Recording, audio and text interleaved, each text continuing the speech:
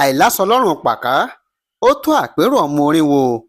èyí ló mú kí àwọn olùgbé Òkòlówó nílùú Ìlọrin kí wọ́n máa ké gbàǹjarè síjọba ìpínlẹ̀ Kwara láti pé kí wọ́n tètè wá wọ̀rọ̀kọ̀ fi ṣàdá lórí bí ẹ̀mí ṣe ń sọnù lópòpónà Òkòlówó Jebba Road nílùú Ìlọrin tí ṣe olúìlú ìpínlẹ̀ Kwara. Yorùbá bọ̀ wọ́n ní ẹni tí ń pè ọ́ kì í dákẹ́ olóhùn gbọ́ àgbọ́ya.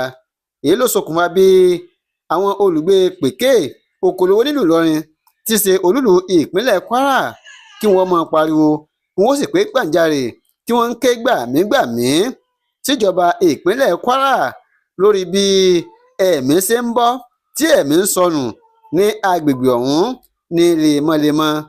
gẹ́gẹ́ bí a ṣe gbọ́, àwọn olùgbé Òkòlówó nílùú Ìlọrin wọ́n ní kò sí ọ̀sẹ̀ kan nínú oṣù tó jẹ́ pé ìjàmbá ọkọ̀ kò ní wáyé tẹ́mi ò sì ní sọnù lágbègbè òpópónà Jebba Road Òkòlówó Ẹ̀yẹ́nkọrin nílùú Ìlọrin tí ṣe ìpínlẹ̀ Kwara.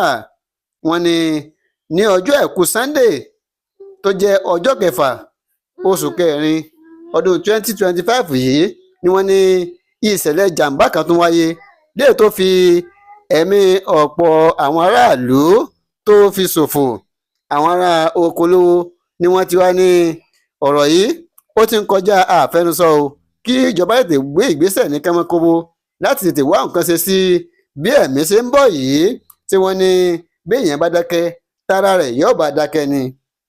nígbà tí kọmíṣánná tó rí sí ìgbòkègbodò nípínlẹ̀ Kwara tó ṣe bẹ́ẹ̀ tó ṣe àbẹ̀wò síbi ìṣẹ̀lẹ̀ jàǹbá ọ̀hún, ọ̀gbẹ́ni Láfíà Àlíyù Kúra ló ti wá ní báyìí o ìjọba ṣetán láti gbé ìgbésẹ̀ kánmọ́nkóbó.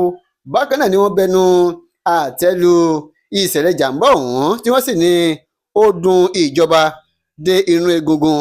wọ́n ti wá ní báyìí kí gbogbo àwọn tó ń tajà lẹ́sẹ̀ títì ní Òkòlówó kí wọ́n ṣe bẹ́ẹ̀ kí wọ́n kó àṣà wọn ní kíákíá nítorí pé àwọn tó ń tajà ní agbègbè yìí ó wà lára ohun tó ń ṣokùnfà ìjàmbá ọkọ̀ tó ń wáyé ní lemọ́lemọ́.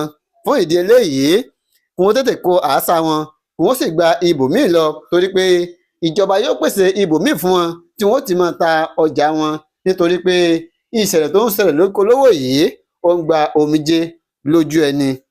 ẹ ṣeun tẹ́ ń gbọ́ ìkànnì Àtòtàrẹ online TV àjọṣe wa kò ní bàjẹ́.